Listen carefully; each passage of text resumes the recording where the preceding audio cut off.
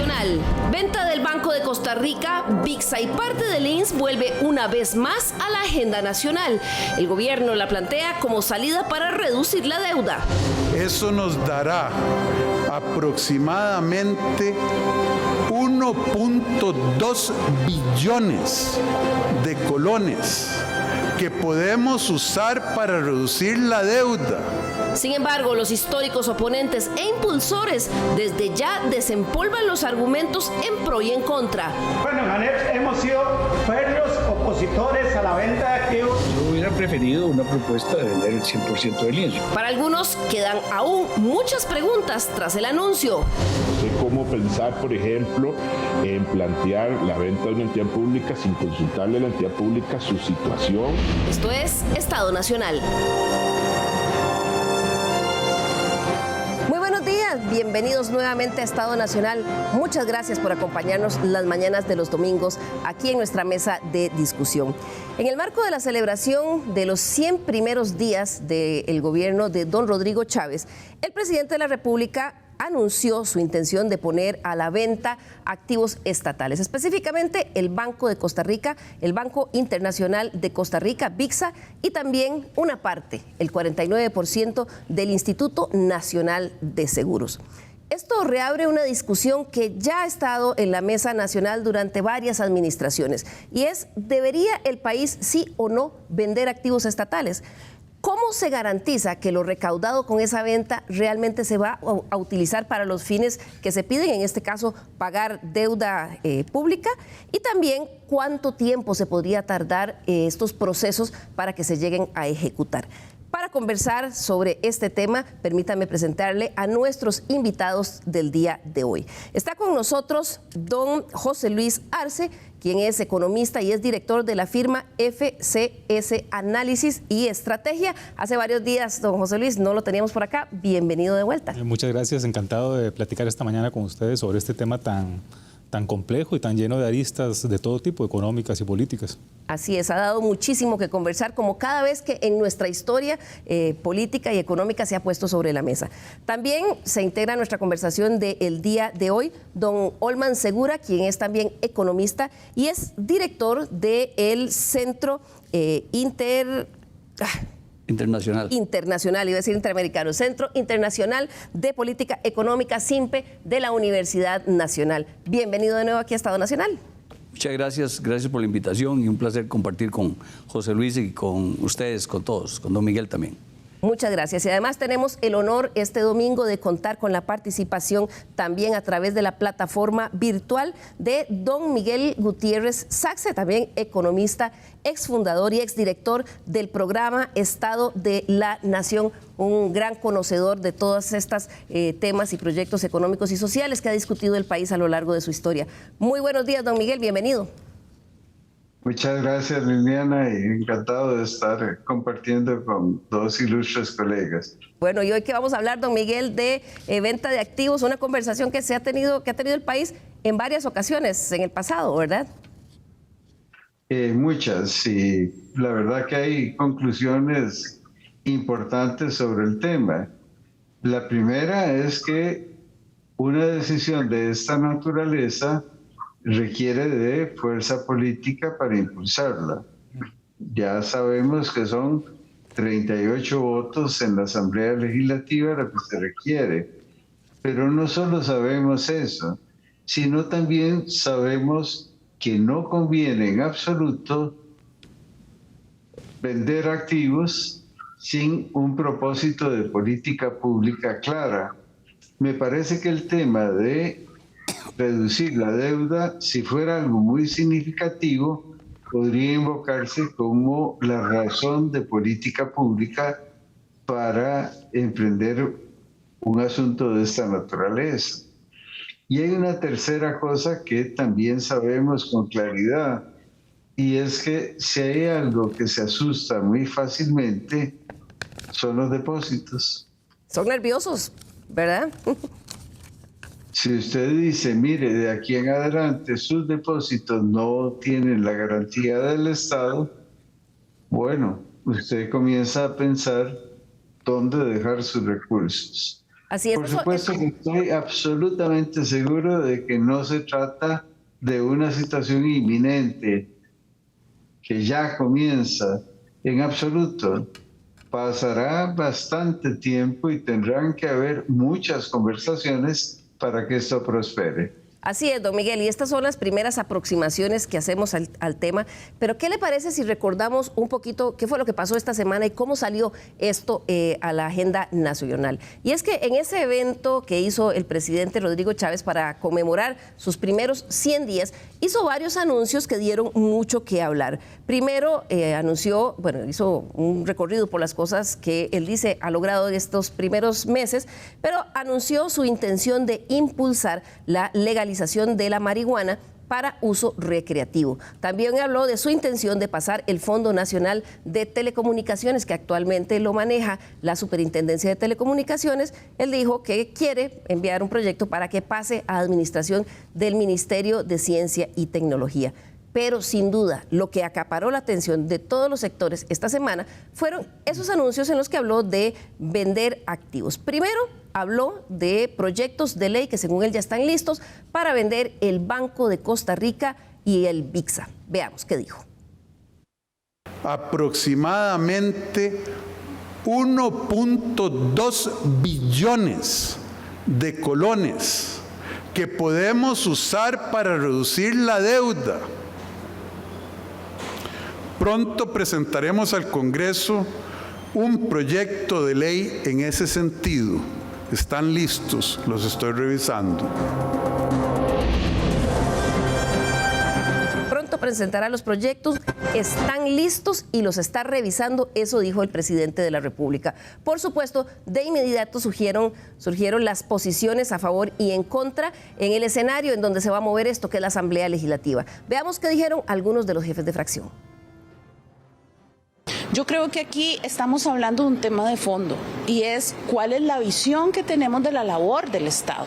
O sea, el tema de la banca siempre va a ser de peso y de fondo, con una concepción de cómo estamos viendo la banca nacionalizada y también esto pues genera una gran ansiedad por parte no solamente me imagino de los funcionarios, sino también de las personas que tienen sus cuentas en el banco. Respecto a la venta de activos, tenemos muy claro desde la fracción del Frente Amplio que esta no es la vía de solución para efectos de disminuir la deuda.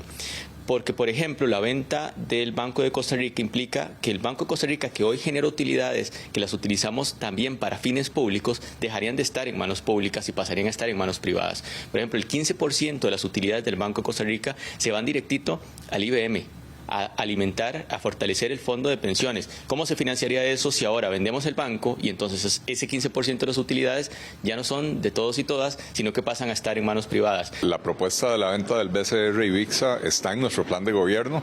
De hecho, nosotros advertimos que esa venta se tiene que hacer a una institución internacional de primer orden porque el objetivo primordial de la venta tiene que ser promover mayor competencia en el mercado bancario.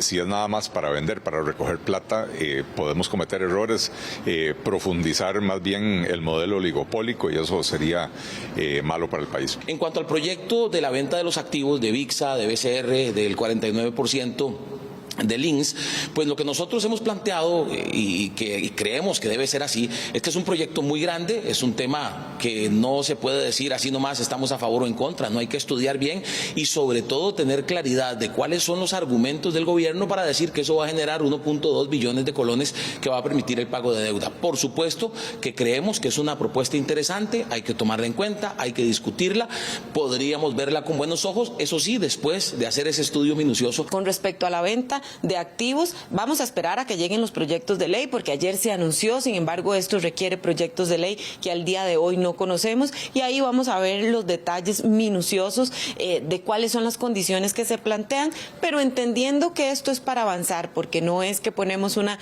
institución en venta y a partir de mañana ya viene alguien y la compra y que entonces el problema económico se resuelve de manera inmediata. Con respecto a la venta de estos activos, yo considero que es la ruta correcta correcta también para bajar la deuda pública. Es decir, varios actores políticos, entre ellos los diputados, dicen, bueno, ¿cómo va a ser para bajar la deuda? Bueno, para bajar la deuda, la única manera es tener dinero para pagarla, para poderla bajar. Y yo le pregunto a los costarricenses, ¿necesitamos 4 bancos estatales? VIXA, Banco Nacional, BCR y Banco Popular. ¿Para qué? No hay ninguna necesidad. Cada uno con su estructura burocrática, sus juntas directivas y todo lo demás. Esas fueron las reacciones primarias en el Congreso. Hay algunas fracciones que dicen que van a empezar a analizar los proyectos que el presidente dijo, están listos, los estoy revisando. Comienzo con usted, don Holman. ¿Sorprendió el presidente con este anuncio? ¿Lo había prometido en campaña? ¿Era de esperarse que lo hiciera esta semana? Bueno, no, primero que nada, creo que nos sorprendió a todos y a todas. Es más, para mi sorpresa, también sorprendió a los miembros de Junta Directiva del banco, al gerente del banco, con los cuales, pienso yo, en un proceso de comunicación diáfana y de búsqueda de consensos y de apoyo, por lo menos con ellos, a lo interno, que es, digamos, el grupo más directo, cercano, podrían haberse discutido. Yo creo que sí fue una sorpresa. Aprovecho para decir que he escuchado a muchas personas llamar a la calma, al mismo gerente, y yo también. Yo digo que, por favor, cuentacorrentistas, personas de empresas que tienen las cuentas o los ahorros o los certificados a plazo, etcétera, en el banco, no hay que alarmarse por esto, porque es una idea, tampoco está el proyecto. Bueno, me extraña también que el presidente diga que el proyecto está listo, prácticamente lo está revisando. Eso sorprende también, porque eso es algo que se consulta, que hay que buscar, como decía don Miguel, 38 votos, no es cosa sencilla, y además de impacto nacional. José Luis, ¿cómo leemos que lo haya hecho esta semana en el contexto en el que lo hizo? A mí también me sorprendió, no me lo esperaba, no había sido una propuesta de campaña del Partido Progreso Social Democrático ni del presidente. Me parece que debemos interpretarlo desde diferentes aristas. Yo creo que hay un elemento macroeconómico puro, que es el continuar con el proceso de consolidación fiscal, y en ese sentido, incluyendo el convenio con el fondo, la venta de activos, la privatización de activos públicos, eso es un mecanismo para alcanzar más rápidamente el proceso de consolidación fiscal que implica la reducción de los niveles de deuda pública, y desde ese punto de vista ahí calza. O sea, es una estrategia totalmente válida. Si alguien dice, bueno, para bajar la deuda y es un problema demasiado grande, vendamos uno de los bancos. Pues es una forma de hacerlo, es decir, es disponer un activo que en estos momentos es estatal, privatizarlo y obtener recursos, sobre todo para reducir la deuda pública y aquí hay un elemento importante, para abrir espacios presupuestarios. Al ritmo del ajuste que tenemos actualmente en las finanzas gubernamentales, vamos a mantenernos por lo menos 3 o 4 años más en el tramo más estricto de la regla fiscal. Eso le reduce al Ejecutivo espacios para gastar, implica congelamiento de salarios públicos y un montón de elementos de naturaleza económica y política que yo creo que el presidente quiere acelerar, ¿verdad?, para abrir esos espacios presupuestarios, y esta es una forma de hacerlo desde el punto de vista económico. Perdón, desde el punto de vista rápido, pero no necesariamente la única forma. No, porque no.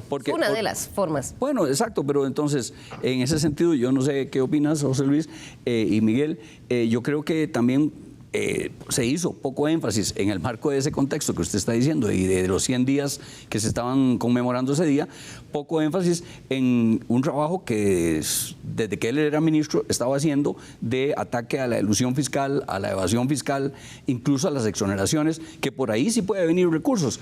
Decía doña Pilar ahorita en lo que escuchamos que es la única forma vendiendo. Yo creo que no es la única. No, y ese punto es importante, si me permites, claro. porque vamos a ver, es un mecanismo, me parece a mí, desde el punto de vista de la política fiscal de corto plazo, de hacer más palatable la regla fiscal, rápidamente reduciendo el nivel de deuda pública. Pero la siguiente pregunta que creo que está planteando también Holman es, bueno, con esos recursos, ¿qué vamos a hacer? No sabemos, por ejemplo, no conocemos el primer presupuesto de la administración Chávez Robles, no tenemos claro la ruta fiscal. Lo que se planteó el martes pasado no es una ruta fiscal, son algunos elementos de un escenario más complejo que todavía debemos conocer. Entonces ahí también creo yo que debemos entender que es una herramienta Ahora resta toda la discusión política acerca de si esos activos son o no estratégicos, si tienen sentido o no privatizarlos, que eso va a ser tremendo, sin duda.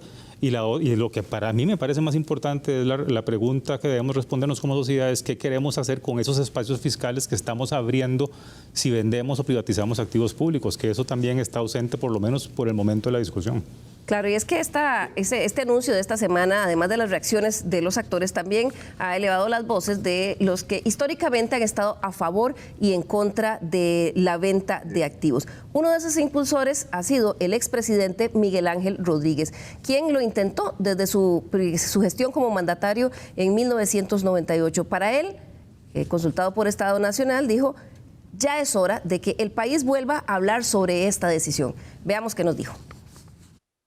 En el programa de gobierno está escrito en 1998 vender el Banco de Costa Rica, vender VIXA, vender FANAL, vender el Instituto Nacional de Seguros después de que se le quitara el monopolio, porque yo no hubiera estado de acuerdo en vender un monopolio privado para que fuera un monopolio privado, y utilizar la totalidad de esos recursos para pagar deuda pública. Si eso se hubiera hecho así, como se hubiera bajado la deuda pública, digamos, en el año 2002, al final de mi gobierno, se hubiera terminado el proceso, si no hubiera sido que engañaron a los ciudadanos con todo el tema de la apertura de los monopolios del ICE, si no hubiera sido por eso, se hubiera logrado seguir adelante con el programa por el que votaron los electores cuando me eligieron presidente. Si eso se hubiera logrado, la deuda pública hoy sería un 26% menor de lo que es. Don Miguel, ¿cómo ve usted este argumento que exponía el expresidente Miguel Ángel Rodríguez, quien sí lo había prometido la venta de activos en su programa de gobierno, y según él, si eso se hubiera llevado a cabo, se hubiera reducido la deuda en un 26%? Mire, la deuda pública llegó a ser 26% del Producto Interno Bruto al final del gobierno de don Abel Pacheco. Eso porque hubo una reforma fiscal que fue de emergencia, que dotó de algunos recursos y además permitió tener una expansión del empleo en el sector, precisamente en el Ministerio de Hacienda. Pero un poco a mí, lo que más me sorprende de todo es encontrar en un discurso de 100 días, históricamente, quien comenzó con esta idea de a los 100 días informar fue Franklin Delano Roosevelt. Él, enfrentando una gran crisis, prometió que en 100 días haría un conjunto de medidas para paliar la situación de desempleo y de recesión. A los 100 días, con bombos y platillos, rindió cuenta sobre esto.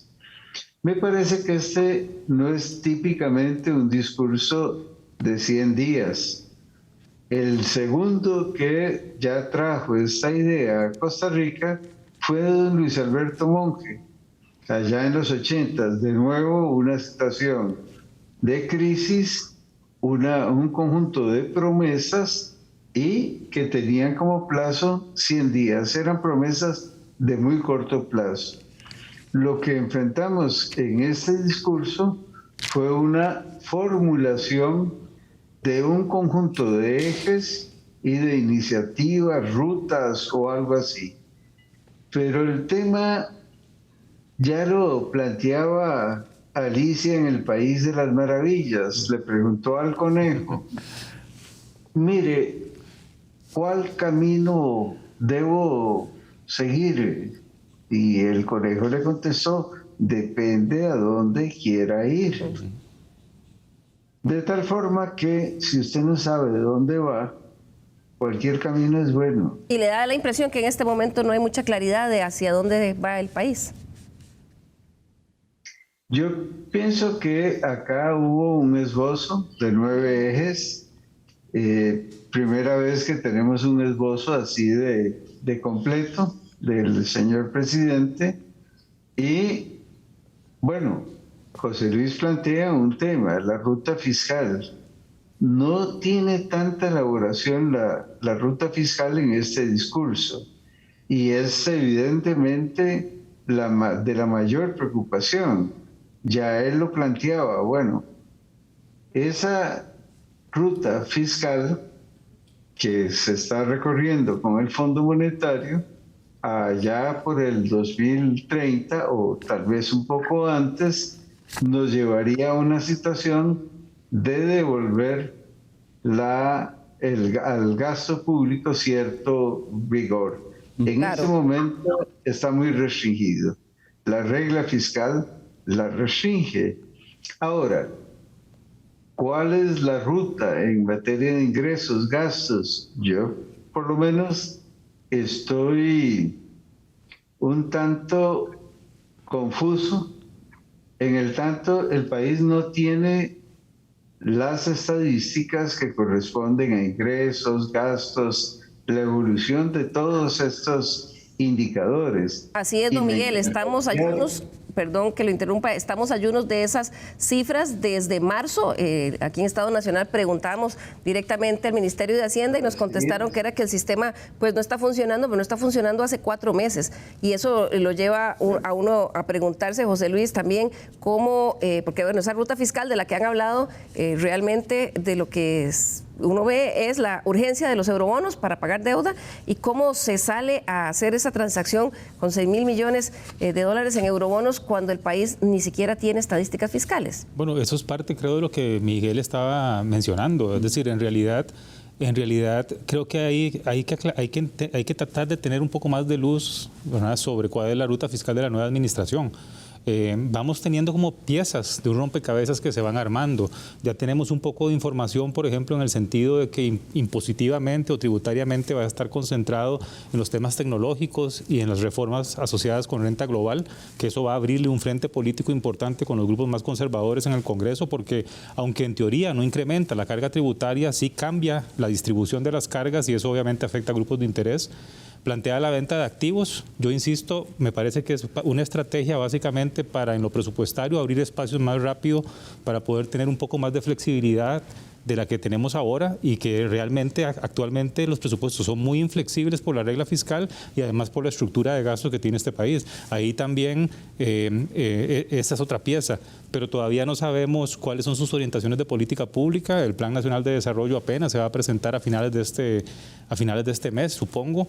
Y la otra cosa, exactamente, y a finales de este mes también vamos a conocer el primer presupuesto, ¿verdad? Entonces, yo creo que el Ejecutivo nos está dando información como a cuentagotas a la ciudadanía y también a los grupos políticos. Y en alguna medida, esos pequeños anuncios son, desde mi perspectiva, además, especie como de anzuelos, ¿verdad?, o señuelos también para agradar diferentes grupos políticos e ir ganando espacios, ya sea para las reformas que propone directamente o alternativamente. Si no podemos avanzar con eso, pues entonces financieme con eurobonos o con algún otro mecanismo y para poder entonces estructurar un mecanismo de sobrevivir o nadar hasta el final de estos 4 años. Anuncios a cuentagotas, dice José Luis, y para ir, digamos, conectando con algunos sectores, pero otros también se vieron muy sorprendidos. Ese fue el caso de los sindicatos que hasta el momento, por lo menos la Asociación Nacional de Empleados Públicos, ANEP, liderada en la persona de Albino Vargas, había sido bastante... no sé cuál sea la palabra, pero había tenido una relación bastante cordial con el gobierno, incluso estaban invitados a la actividad esta de los 100 días, él lo publicó en diferentes redes sociales diciendo que la asamblea de ANEP les había autorizado estar ahí, que tenían una carta para el presidente. Sin embargo, cuando el presidente habla de venta de activos, se dijo, bueno, es que la carta que hicimos se había hecho antes de estos eventos. Y estas son algunas de las reacciones que tuvo la ANEP tras los anuncios. Veamos. Vea, esas son ideas descabelladas, ideas que van a colisionar frontalmente con una amplia gama de sectores patrióticos, cívicos, sindicales y sociales. Por lo menos yo desde la ANEP anuncio nuestra rotunda y contundente oposición. ¿Usted cree, don José Luis, que no sabía realmente la ANEP que estaba ese día y que se dio cuenta ahí en el anuncio? Pues creo que no sabía. Me parece que al igual que a muchos nos puede haber tomado por sorpresa. Creo que también durante la campaña el Partido Progreso Social Democrático y el presidente también se caracterizaron en alguna medida por dar dulces, por entregar dulces, mensajes que eran atractivos para diferentes grupos en diferentes circunstancias, y creo que eso es lo que ha hecho incluso durante algunos de los primeros meses de su administración. Y en ese sentido, cuando lo que entrega no es un dulce, sino es algo más amargo desde la perspectiva sindical, pues suceden estas reacciones. Claro, vamos a recordar un poquito de qué estamos hablando, por lo menos de estos dos primeros activos que él propone vender. En primer lugar, estamos hablando del Banco de Costa Rica. Vamos a ver ahí la información en pantalla. Una entidad bancaria fundada hace 145 años, que cuenta con activos cercanos a los 7.2 billones de colones y tiene unos 1.800.000 clientes aproximadamente. Emplea a casi 4.000 trabajadores en las 128 sucursales que tiene a nivel nacional. Vamos a ver además cuál es la estructura del Banco de Costa Rica, porque tiene varias subsidiarias que forman parte de sus ejes comerciales. Muchas gracias, José Luis. Esas subsidiarias son la operadora BCR Pensiones, el puesto BCR Valores, así como la Sociedad Administradora de Fondos de Inversión y la Corredora de Seguros.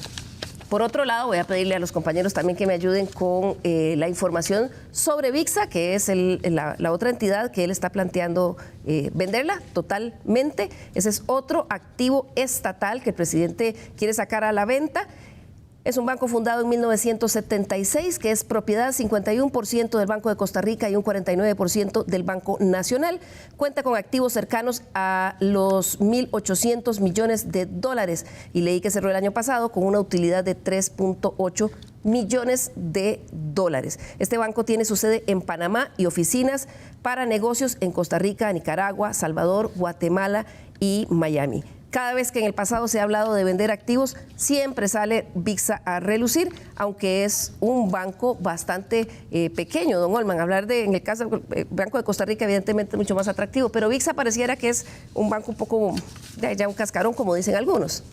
Sí, en efecto, VIXA es un confite menor, para decir, para seguir con las golosinas, pero en cambio Banco Costa Rica, pues sí, es un activo muy importante para el Estado y muy importante para el sistema bancario nacional e incluso interesante para la inversión nacional. Yo creo que vender VIXA solito va a ser difícil, porque sería incluso poco atractivo. Usted ve que las ganancias que usted misma anuncia, pues son relativamente pequeñas en comparación con la inversión que habría que hacer.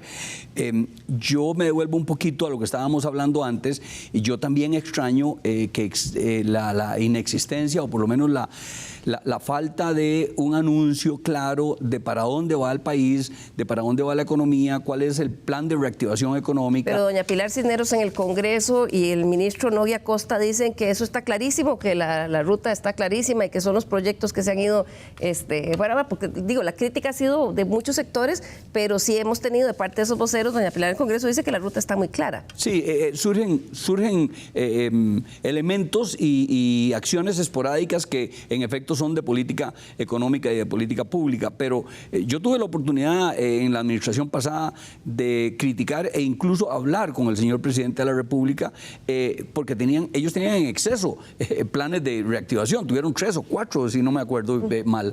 En cambio, esta vez, ojalá que con el Plan Nacional de Desarrollo se clarifique y se dé una mayor perspectiva, claro, porque en ese marco es donde se puede saber si vale la pena o no tomar acciones como estas de ventas de activos. Habrá que esperar a que hagan ese anuncio de Plan Nacional de Desarrollo, pero lo que sí ha dicho abiertamente es esta venta de activos, y para algunos expertos la inversión del capital político que le requeriría al gobierno estos 3 proyectos no compensan con el impacto de la deuda. Así piensa al menos don Fernando Rodríguez, economista y ex viceministro de Hacienda. Veamos.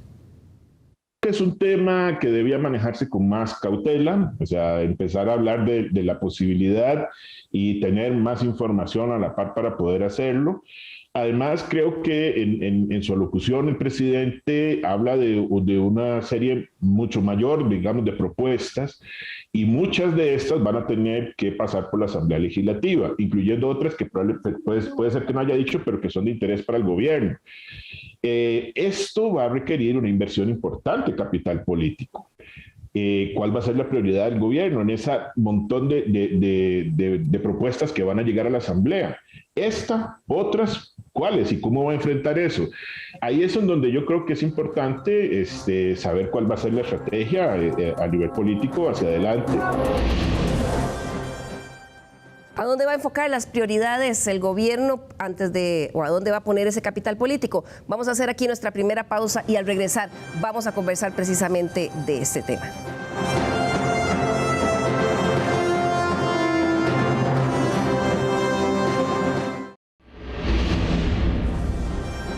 Les recordamos nuestro correo l.carranza@teletica.com.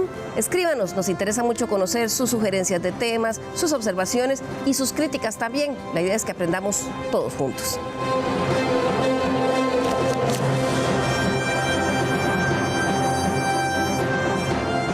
Muchas gracias por continuar con nosotros aquí en Estado Nacional. Hoy domingo que estamos hablando sobre los últimos anuncios que hizo el pasado martes el presidente de la República con respecto a la venta de activos estatales. Ya hablamos del caso del Banco de Costa Rica y VIXA, que él propone que se vendan completamente todos. Dice que ya tiene los proyectos y que los está estudiando. Pronto los mandará al Congreso.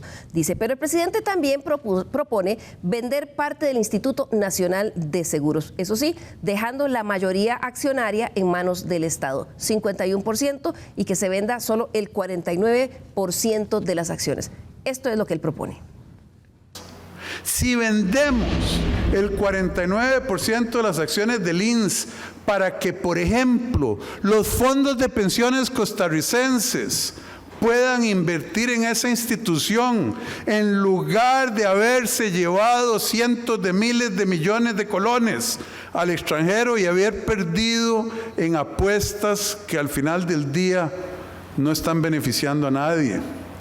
El abrir el INS es también una manera de ampliar al mercado a estos fondos, a personas físicas costarricenses que van a poder invertir en lugares seguros, que no comprometan la jubilación de sus afiliados.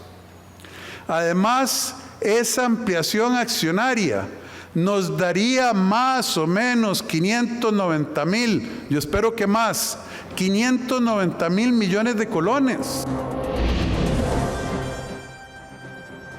Bien, y sobre esa venta que según el presidente iría dirigida a los fondos de pensiones del país, la Asociación Costarricense de Operadoras de Pensiones vio con buenos ojos el anuncio, aunque sí lamentó un poco la alusión que hace el presidente a una aventura que según él estarían haciendo al invertir en el extranjero. Esto nos dijo Roger Porras de esta asociación. La propuesta que hace el señor presidente de abrir el capital accionario y vender el 49% del INS, nosotros desde las operadoras de pensiones lo vemos como una opción de inversión adicional y eso para nosotros es positivo. Hemos dicho muchas veces que en Costa Rica hay limitaciones de oportunidades de inversión y esto se constituye en una alternativa adicional que inclusive también podría contribuir a profundizar el mercado accionario y el mercado de capitales costarricense. Otras voces dicen que más bien se quedó corto el presidente. Ese es el caso de don Miguel Ángel Rodríguez, expresidente, que nos dijo lo siguiente. Yo hubiera preferido una propuesta de vender el 100% del INS. Yo no entiendo por qué el gobierno tiene que ser asegurador. No entiendo que el gobierno tenga que estar metido en ninguna línea de negocios que son manejados en todo el mundo por el sector privado adecuadamente, ¿no? Y ya es un sector competitivo, ya no es un sector en el cual hay un monopolio. De manera que yo hubiera preferido la venta total. Que las empresas, que los fondos de pensiones se puedan invertir en acciones de esos fondos, magnífico. Eso se puede hacer, se pueden vender de una manera que sea abiertas a una suscripción suficientemente pública. Claro, en el caso del Banco de Costa Rica, yo sí quisiera que se vendiera a un banco de primer orden que trabaje con banca al detalle. para que venga a ponerle competencia a la banca costarricense. Recordemos de qué estamos hablando, es el Instituto Nacional de Seguros, el que el presidente propone vender 49% de sus acciones. Es una entidad que fue creada en el año de 1924 en el gobierno de Ricardo Jiménez con el nombre de Banco Nacional de Seguros. Tuvo el monopolio de administración de seguros hasta el año 2008, cuando entró a regir la ley reguladora del mercado de seguros y se abrió el monopolio. Tiene activos que ascienden a los 2.4 billones de colones y genera ingresos por concepto de primas de seguro por un monto de 590.000 millones de colones. Para el periodo anterior registró una utilidad neta cercana a los 133.700 millones de colones. Según el presidente Chávez, con la venta del 49%, esperaría generar unos 593.000 millones para las arcas públicas. Don Miguel Gutiérrez, ¿qué opina usted de esta propuesta en el caso específico del INS? Mire, el tema es un tema recurrente en todo lo que hemos hablado, es convertir activos públicos del Estado en recursos frescos. No se aborda el tema de lo que se deja de hacer. Esos 133.000 millones de colones de ganancias que informa usted tiene el INS, dejarían de pagar el renta, etcétera. Habría que ver cuál es el esquema de negocio que pretenden establecer con esta colocación. No es solo yo vendo, recojo. No, se afecta no solo el negocio de seguros, sino también el mercado no solo del INS, sino el mercado en general de seguros. Bueno, para el caso del Banco de Costa Rica, se mencionó, y me parece importante, el tema de la estructura oligopólica que tiene el mercado bancario en el país. Bueno, ¿cuál es la estructura de mercado que se quiere propiciar? El INS se creó y durante muchísimos años funcionó como un elemento de una reivindicación popular elemental, y mucha gente estaba quemando sus negocios y cobraba los seguros, y por otro lado no había quien asegurara.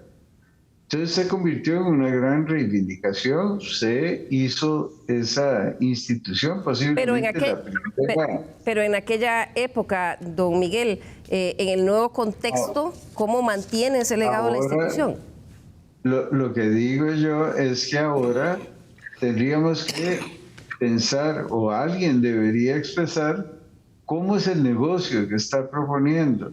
Pues no es solo vender, eso afecta impuestos, afecta contribuciones, bomberos, esto, el otro. Todo eso de alguna forma es afectado, y eso es lo que debe decir un proyecto de ley. Yo esperaría eso, no un simple decreto que diga, o ley que diga, véndase el banco o véndase el Instituto Nacional de Seguros, o colóquese el 49% en manos de quien lo compre. De fondos de pensiones, está diciendo don José Luis. Pareciera que no se puede obligar al fondo de pensiones, a los fondos de pensiones, eso es uno potencial, a invertir. Claro, pero ya dijeron, don Miguel y don José Luis, ya dijeron los fondos que están interesados. Pero ahí quizás el tema... Don José Luis, y sigo luego con don Miguel. No, siguiendo un poco con lo que estaba mencionando Miguel, ahí yo creo que el fondo de la reforma y lo que se está proponiendo es lo que tenemos que esperar a ver, ¿no? Claro. Hay muchos detalles en donde definitivamente el diablo está en esos detalles en relación con el proceso de venta de los activos y privatización. Por ejemplo, Miguel estaba mencionando algunos. A mí los que menciona Miguel no me preocupan tanto y lo voy a explicar por qué. Porque las empresas privadas, cuando los activos privados ya privatizados van a pagar impuestos igual que pagan, por ejemplo, el resto de empresas. Pero creo que hay otros temas que son importantes. Por ejemplo, ¿cuáles? Vamos a ver, en el caso de la venta del 49% del INSS, es importante que el proceso se haga de una manera general, respetando, por ejemplo, las reglas del mercado de valores y permitiendo, por ejemplo, que la privatización no obligue a operadoras de pensiones a comprarlo, sino que sea una decisión basada en la valoración de la rentabilidad de esa inversión desde el punto de vista de la responsabilidad que tienen las operadoras con sus afiliados. Ese es un primer detalle. Hay otras cosas importantes que también mencionó Miguel. Vamos a ver, estamos hablando de activos financieros muy grandes, ¿verdad? Estamos hablando del segundo banco del país y de la primera aseguradora del país que sí ha estado perdiendo sistemáticamente participación de mercado en el negocio de seguros más rentable, con la apertura ciertamente, pero sigue siendo un jugador muy importante. Entonces, en los procesos de venta, especialmente si se le entregan a una entidad específica, van a tener que estar de acuerdo y sobre todo cumplir con las normas de promoción de competencia y de reglas de competencia en el mercado local, porque como mencionó Miguel Ángel, ¿verdad? Pues no, la idea no es privatizar y generar, por ejemplo, un monopolio privado, ¿verdad? Claro. Es decir, entonces hay que tener esos cuidados y son detalles de forma. Claro, incluso siguiendo lo que dice Miguel y José Luis, hay una serie de compromisos para fiscales, tanto de los bancos como del INSS, que los dos pagan, ¿verdad? Solo el año pasado, el Banco de Costa Rica pagó 3.800 millones de colones a CONAPE, 8.300 millones a la Comisión Nacional de Emergencias, 1.500 millones a Invalidez, Vejez y Muerte, 3.700 millones a Infocop, más 30% de impuestos sobre la renta. Digamos que la parte de renta, como dice José Luis, digamos, la empresa privada igualmente pagaría, pero tendría que pensarse quién asume estos otros transferencias o parafiscales que teníamos, que son muy importantes en el total. Lo que dice es que podría estarse dando vestir a un santo para desvestir un poquito a un santo para vestir a otro.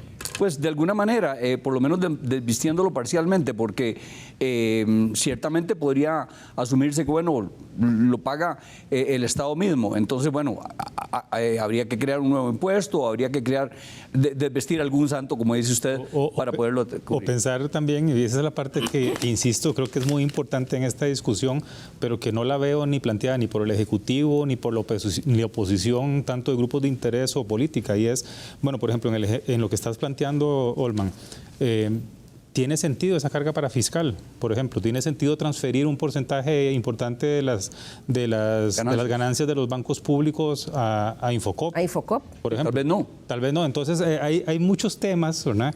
Hay muchos temas que creo que hay que resolver. A mí me llama mucho la atención a veces la imagen que algunas personas, especialmente en los extremos, digamos, más ideológicos, los pro privatización completa, como los grupos más libertarios utópicos, o los anti privatización completa, como los grupos más de izquierda, que hablan de las joyas de la abuela, ¿verdad? Y a mí me parece que eso describe perfectamente la naturaleza de la discusión que tenemos o que tenemos que tener.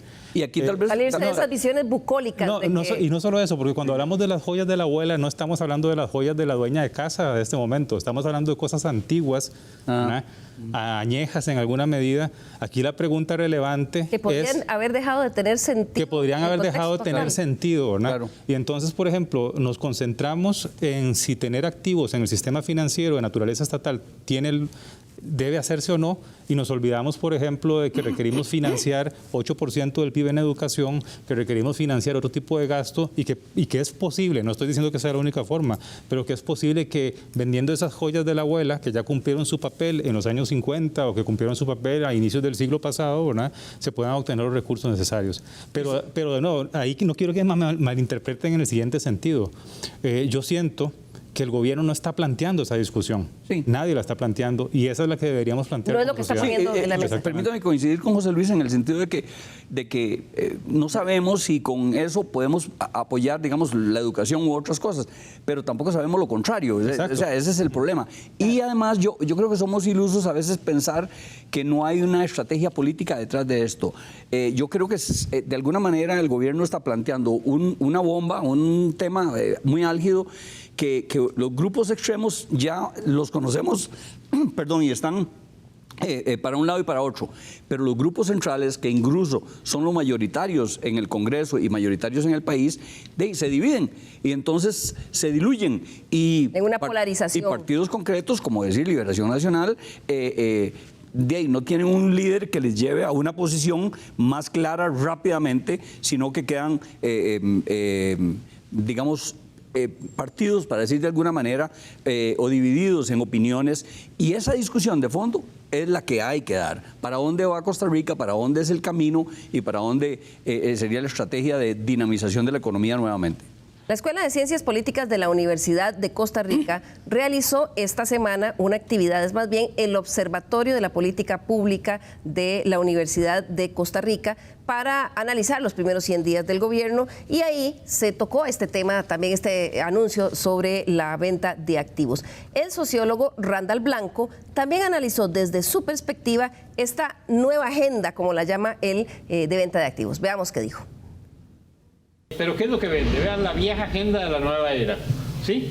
Esa es una foto tomada de La Nación del 27 de agosto de 1997, ¿sí?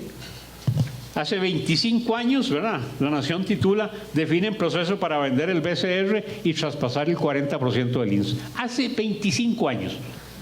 Ahora subieron del 40 al 49% las acciones, es lo único que ha cambiado. Sí, es la nueva era de la vieja agenda, ¿sí? Es decir, para despojarlos mejor. La vieja agenda de la nueva era, ¿verdad?, es la culminación de la contrarreforma neoliberal de hace décadas, la agenda de Otto Guevara, ¿verdad? Otra cita de La Nación: Otto proponía hace 6 años vender VIXA para capitalizar el Nacional y el Costa Rica. Ayer aplaudió desenfrenadamente que vendan VIXA, el banco, sí, pero hace 6 años el tipo quería capitalizar el Banco Costa Rica. Pueden ver, lo nuevo es lo viejo, lo nuevo y lo viejo, ¿de acuerdo? La vieja agenda de la nueva era es la culminación de esta reforma. Ven ustedes, la mayoría de esos jugosos negocios pasan por la Asamblea, es decir, hay mucho, comillas, que negociar. Y en la Asamblea se va a negociar muchísimo, ¿sí? Ahí les garantizo, y lo lamento mucho para quienes están viendo la transmisión, o tal vez les sea de interés, ¿verdad? Allí no tiene nada que ganar la señora de Porras. Don Miguel, ¿qué opina usted de esto y de esta otra cosa que planteaba don Olman, de que más allá de la polarización, a favor o en contra de la venta de activos, y los sectores más en el centro deberíamos tener una conversación como sociedad franca sobre esto?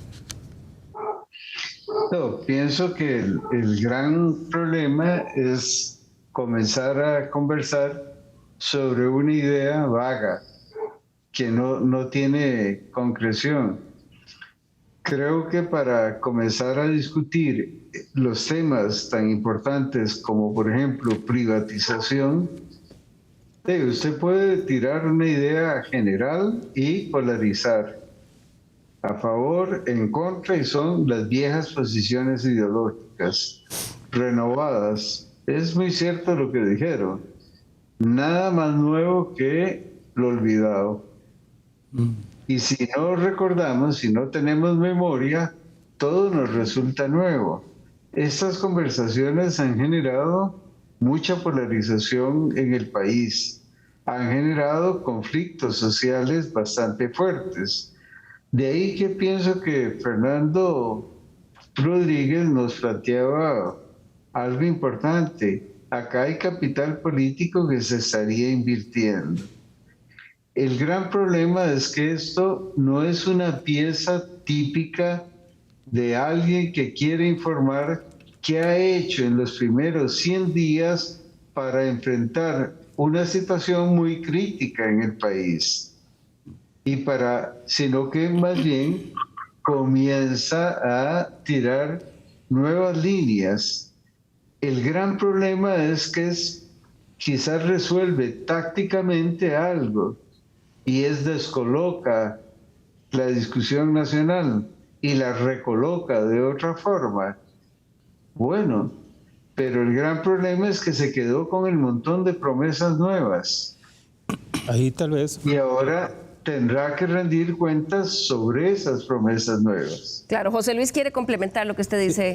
El tema, digamos, que está planteando Miguel y que también hace un momento introdujo Olman, creo que es bien importante, el tema político.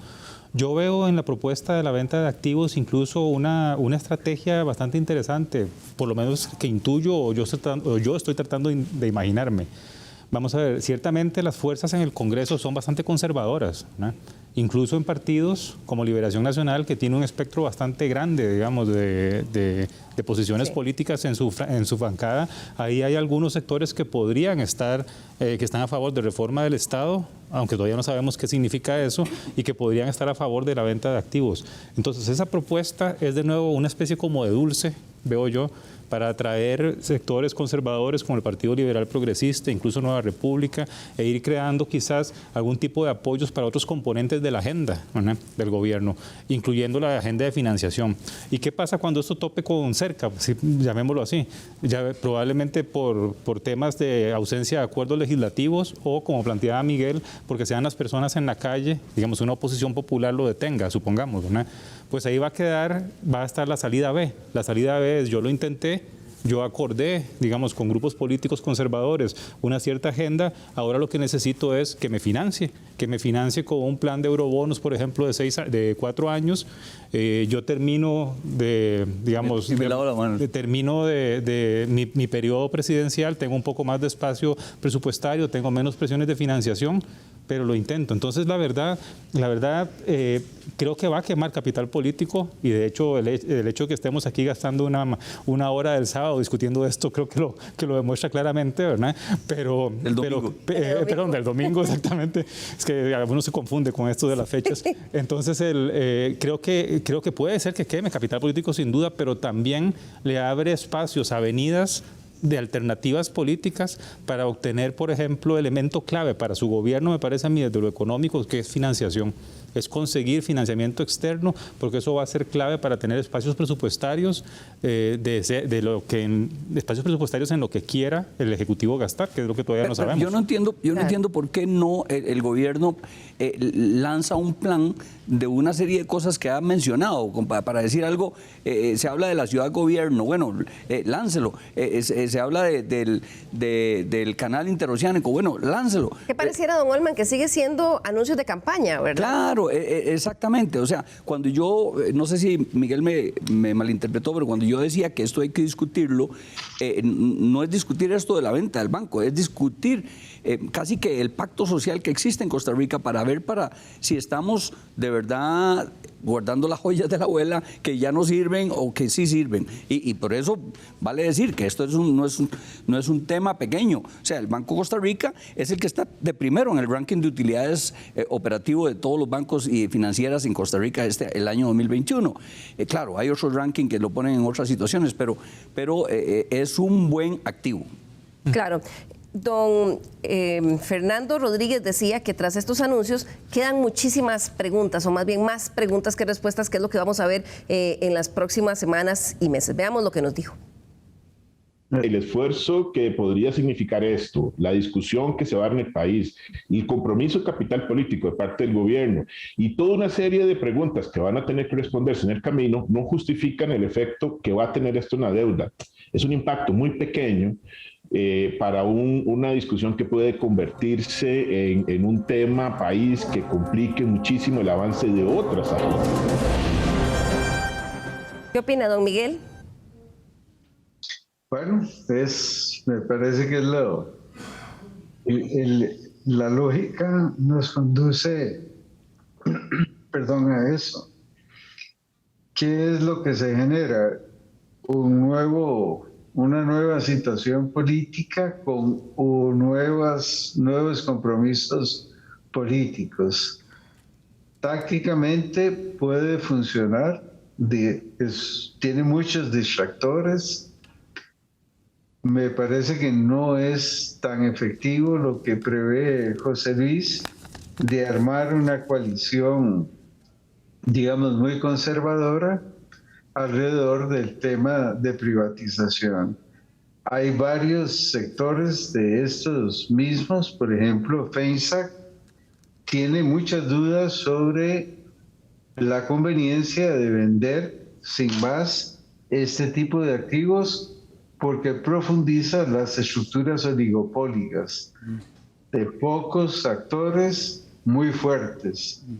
Yo me imagino que debe haber algún comprador para el BCR, posiblemente, pero no interesa tanto eso, sino cómo queda el negocio bancario después, peor o mejor. Se favoreció en ese sentido una política pública de mayor competencia en el sistema financiero, etcétera. Ese es, me parece, el gran tema.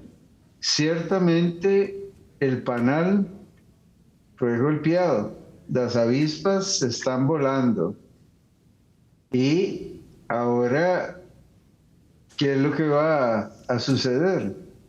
Hay que esperar los proyectos concretos, ojalá de una gran calidad, que resuelvan el tema de cómo se ve la política pública en esto y además cómo se ve el mercado que se está afectando con las distintas disposiciones. Así es, don Miguel. En el fondo, la pregunta. Así es, sin duda es un tema que nos podría llevar muchísimas horas, pero esa frase que usted dice es clarísima. El panal ha sido golpeado, las avispas están alrededor y vamos a estar hablando sobre esto. Habrá que ver si esos proyectos de verdad ya están, si ya están revisados y cómo van a llegar al Congreso. Se nos acaba el tiempo, voy a pedirle a nuestros invitados que en un minuto nos den una reflexión final para cerrar el tema. Comienzo con usted, don Miguel Gutiérrez. Gracias. Mire, Liliana, yo esperaba de este discurso una rendición de cuentas. Rendición de cuentas sobre lo que se ha hecho, sobre todo que habían promesas inmediatas. Dijo, la semana entrante va a pasar esto, en 2 semanas esto, en 3 semanas lo otro.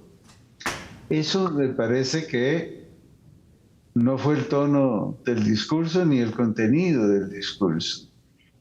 La palabra rendición de cuentas es el término que nosotros usamos en español para referirnos a algo que en inglés tiene un término.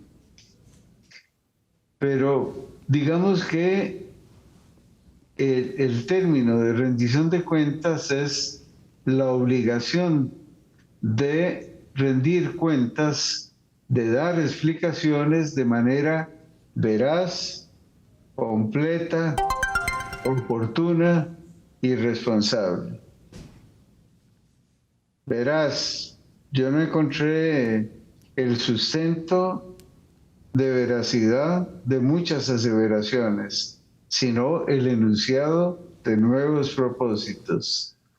Completa, creo que no hubo referencia ni siquiera a las 3 cosas que se había mencionado que lograría de inmediato. Oportuna, bueno, 100 días puede ser una oportunidad. Y además de manera responsable. Pienso que el camino de la responsabilidad va a pasar por la presentación de estos proyectos de ley y su defensa. Así es, y es lo que veremos, don Miguel, en donde tendremos que estar vigilantes para verlo en las próximas semanas. Continúo con usted, don Olman Segura, del Simple La Una, su conclusión final. Gracias. Yo también coincido en que yo esperaba una rendición de cuentas en ese informe de los 100 días. Habían elementos muy importantes que se habían prometido, como bajar el costo de la vida, atender el problema de la inflación, etcétera, pero no se refieren a eso, sino que se generan un par de distractores muy importantes. Esto de la venta o de la legalización de la marihuana recreativa, que será seguramente motivo de otro programa. Esto otro de la venta de activos, que es clave, y definitivamente movió a la opinión pública a discutir estos que no son poca cosa, o que no es poca cosa el tema de la venta de activos. Sinceramente, yo creo que hace falta una comunicación más diáfana, más transparente de parte del Ejecutivo para con la sociedad y para con sus más cercanos colaboradores, como los mismos miembros de Junta Directiva del banco y el gerente, para poder realmente presentar a la sociedad políticas para el corto plazo, que definitivamente pues todos los gobiernos requieren, para mostrar sus avances, pero que necesitan ser parte de una ruta de más largo tiempo. De más larga visión. Exactamente. Don Waldman. Concluyo con usted, don José Luis. Ya hablamos de lo que hubiera sido, se hubiera esperado que fuera el discurso. No fue. Lo que hay es esto, una propuesta de venta de activos. Su conclusión final. Sí, en el caso específico de la venta de activos o la privatización, como queramos llamarlo, yo creo que aquí la clave son dos cosas para que la discusión tenga sentido para las ciudadanías, ¿no? Y no se convierta nada más en un tema de distracción o de polarización. En primer lugar, tratar de entender qué rol están jugando los activos que se quieren privatizar. Yo creo que eso es importante entenderlo porque no debemos idealizarlos, ¿no? Como a veces los idealizamos, pero tampoco tenemos que malvalorarlos, ¿no? Y creo que la otra cosa fundamental es qué vamos a hacer con esos recursos, ¿no? Hablamos de bajar deuda, está bien, pero bajar deuda implica abrir espacios fiscales. ¿En qué vamos a usar esos espacios fiscales? ¿Cuáles son la orientación de las políticas públicas? ¿A subsidios a sectores, a la educación pública primaria, secundaria, a la salud, a la construcción de infraestructura? Todos esos son elementos que creo que todavía no están claros. Y a mí lo que me da la impresión es que lo que vimos el martes, más que un mensaje de 100 días, ¿no?, fue un muy buen discurso de toma de posesión y que hasta en ese momento creo que el presidente empezó a plantear cosas un poco más concretas, pero aún falta mucho, ¿no? Bueno, llegamos así al final del programa. Agradezco muchísimo a nuestros expertos del día de hoy y a ustedes en sus hogares por acompañarnos. Los esperamos la próxima semana aquí en Estado Nacional.